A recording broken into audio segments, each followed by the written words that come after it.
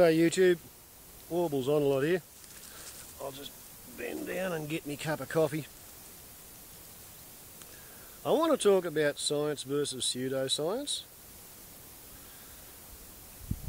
with particular respect for a fella called the Rusty 222.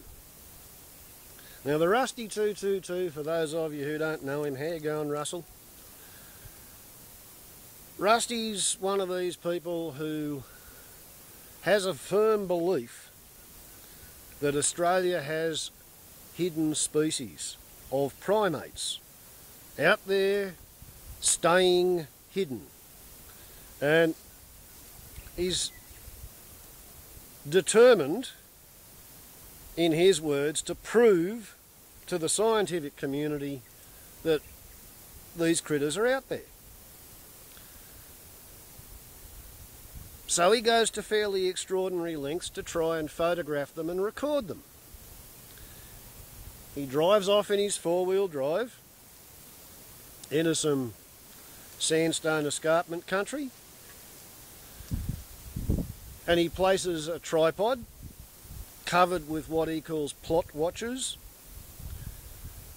and he has some telephoto plot watchers, or not entirely certain as to the technology. It's well beyond me. It's all, you know, digital battery powered stuff. You know, I'm a clockwork extreme telephoto graphics person, you know. 60 power telephoto lens is what I used to use. But anyway, this Rusty is the sort of Bigfootologist or Blobsquatchologist who likes to interpret pretty much anything he sees as clear evidence of communication activity or construction activity or investigation activity by this crypto-zoological species that he likes to think is out there. So if he was standing right here and having a bit of a look around at all of these damaged trees, I have no doubt that he would come up with multiple theories involving his super secretive Crypto-Fauna having reasons for damaging the trees like that. Personally, if I look at these trees, I look at that one there, and I don't say to myself, oh gee, there's no possible way that the wind could blow in two directions at once and break that tree. Therefore, thus and because, it must have been a blobsquatch that climbed up there and pulled the branches down in order to make such a perfect arrow pointing straight up. Look at it. It's obviously a stick structure. Maybe Blobsquatch was planning to build a house. It's a teepee for blobsquatches, right? Now that's kind of the line of speculation that, without discussing the manoeuvre with him, I would expect Rusty to come up with. The fact that there's all these other trees in similar states of having been knocked down, it wouldn't occur to him that that means that this is a geographical feature that, because of its relation to other geographical features, it is statistically more likely than anywhere else, like, you know, 100 yards over that way where I've got my camp. This is where the meteorological downbursts happen. This is where you get the 100-mile-an-hour vertical down blasts of wind which knock the branches off the trees and flatten them, right? That's not a blobsquatch teepee frame. It's evidence that you don't want to build your bloody house over there, or one night in the middle of a thunderstorm, the fucking roof will come down out through the bottom of your bed. Vertical downbursts. Right. So, sadly, for a blobsquatchologist, Rusty doesn't seem to have a whole lot of actual knowledge or experience of what goes on in the Australian forest in the day, let alone at night. He wasn't aware that kangaroos and swamp wallabies chew their cud. He didn't know that each animal comes up with a kind of a different manoeuvre to get the reflux going, and some, the swamp wallabies, they'll sit vertically upright and they'll dig themselves in the abdomen, you know, like elbow themselves, thump, thump, thump, in order to get the flow of juices going backwards up their throat so they can re-chew it and mix whatever they've just eaten with what's already half digested. They make noises like boop, boop, boop, boop, boop, boop, boop, boop, boop. All of the noises that I've heard on Rusty's recordings are easily explainable in terms of possums, wallabies, kangaroos, echidnas. Oh, this is teeth chattering, that's wood knocking, this is branch breaking. He's got no fucking idea what actually goes on in the forest. Because he lives in the city and he drives out there in his four-wheel drive and he puts his trail cameras down and his plot watches and all the rest of it, and then he goes home. And he comes back and he has a look at it and he whirls through it and he finds a pixel here and a pixel there. Here a blobsquatch, there a wouldn't it be nice if. And he comes up with his beliefs. They're not hypotheses. He doesn't like the word hypothesis. When I told him that I was merely trying to falsify the hypothesis by suggesting that the black shadow that he posted, swooping chest high across the road, diving into the back of a utility that had no people in the back, but it did have some dead fish in the back, and disappearing off the other side of the utility with the dead fish, he got upset when I said, yeah, well, it looks like it's a bird, you know, like a sea eagle or a wedge-tail or a hawk, a little eagle, something that lives there and it's watched people drive on that dirt road before and it knows the corners there and it's seen them catching fish. It can look down into the ute and see the fish there. It knows that when that ute gets to that corner, it's going to slow down. And there's going to be an opportunity for a snatch and grab rate. Oh, fuck no, that's got to be a monkey levitating across the grass. And when I said, well, I'm only trying to falsify the hypothesis, he got really upset. It's like I declared to him that I was his personal enemy and I was trying to shoot down his pet theory in flames. But didn't we say that Rusty wants to convince the scientific community that his blobsquatches are actually primates? Well, you see, Rusty, if you want to do that, you have to have big enough personal reserves of self-esteem. I was going to say big enough balls, but that'd be rude. You have to be courageous enough to put your cherished theory out there and let somebody else try and kick a fucking hole in it, right? When I noticed that if you put a solar panel on the roof of your car, your fuel burn goes down, and because you got less drag on the crankshaft from the drive belt to the alternator because it's not feeding the flat battery because the solar panel's already filled it up, you've therefore got more available power to feed your gearbox.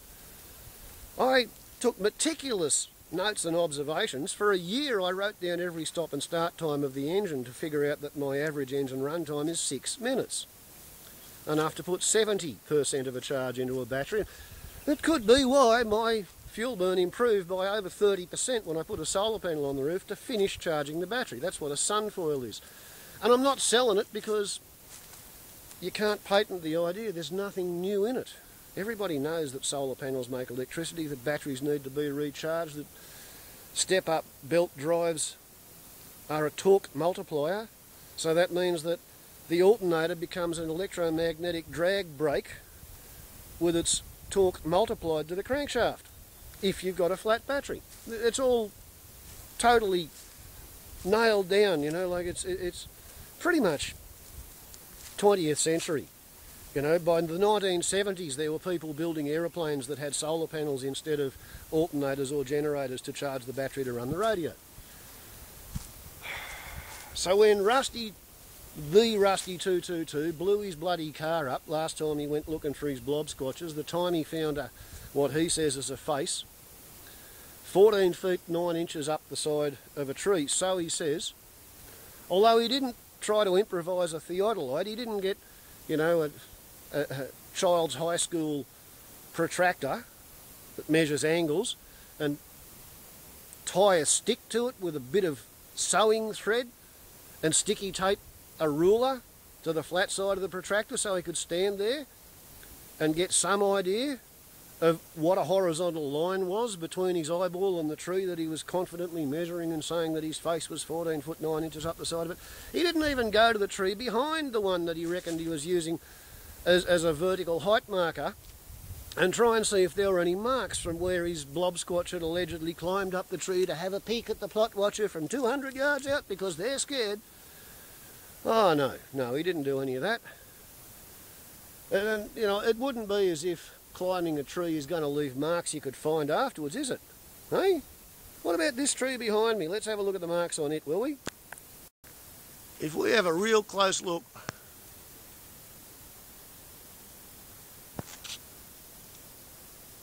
those marks in the tree, going up it, they are the puncture wounds left by a koala 3 years ago. 3 years ago, and you can still see where the koala has walked up and down this tree. Right? So, my suggestion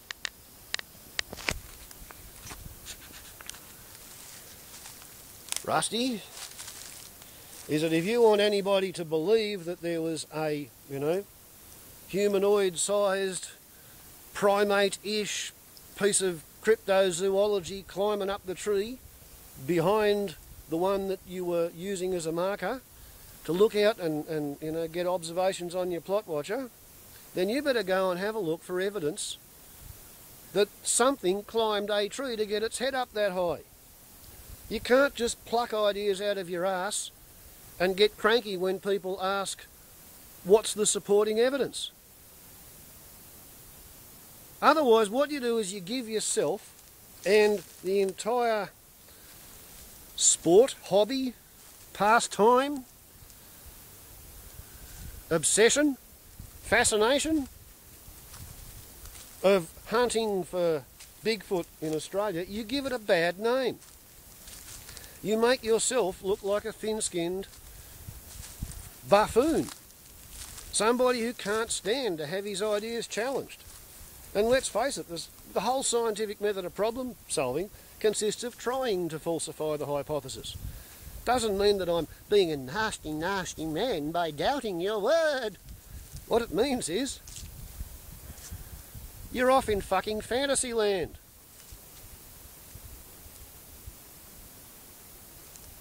And you're giving all autodidactics a bad name by talking shit, you know? As for the idea that you're going to block me because I was peddling my wares on your channel, I was giving you a bit of bloody advice. I tried to get an entry into a competition to test HHO devices because I reasoned that my device actually saves fuel for all the reasons why a hydrogen bubbler is going to waste it. Every amp that comes out of your alternator reduces your fuel efficiency by 1%. Right? If you've got a 150 amp alternator, you'll use 150% more fuel than if you had a full battery and the alternator was doing nothing on a comparable drive. So if you're going to put a 30 amp hydrogen bubbler into your car, you can expect 30% worse fuel efficiency. It's just how it works. I was trying to do you a favour. I'm not selling anything. I was actually put onto your channel by a disciple, if you want, of mine, a member of the SunFoil Club. First bloke I know of to put a 20-watt solar panel on a Ford V6 Explorer automatic four-wheel drive in Canberra city traffic. Oh, I think he shaved 21% off his fuel burn. He probably needs a bigger solar panel. Yeah, I was trying to help you, mate. Trying to prevent you from looking a fucking idiot in the eyes of people who actually understand what the scientific method of problem solving is. And you don't even have a problem. It's not as if there are a vast number of sightings. What there is you who have an idea fixe. Right? A fixed idea, an obsession in your head that these critters must exist, and you're out there.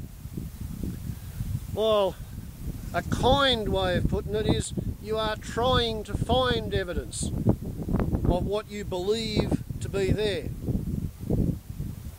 A more rigorous view is that you're trying to fucking manufacture evidence. You are attempting to manufacture evidence. Just stop calling it science, alright? What you're doing is fucking Fruit Loopery on a bushwalk. Fruit Loopery on a bushwalk. The rusty 222. So bright you didn't even know that deer leave turning point markers or kangaroos chew the cud. Let alone that echidnas run around at night time standing up, you know, with their heads level with the human kneecap. Possums have claws, wallabies have claws. Tampering, teeth knocking, wood knocking. Only fucking wood knocking is your head when you hit the bloody table. Head banging because nobody wants to believe you because you're inventing it. You're inventing evidence to try and bolster your idea fix. Warbles on a lot to the rusty 222. You were fucking warned. Ciao.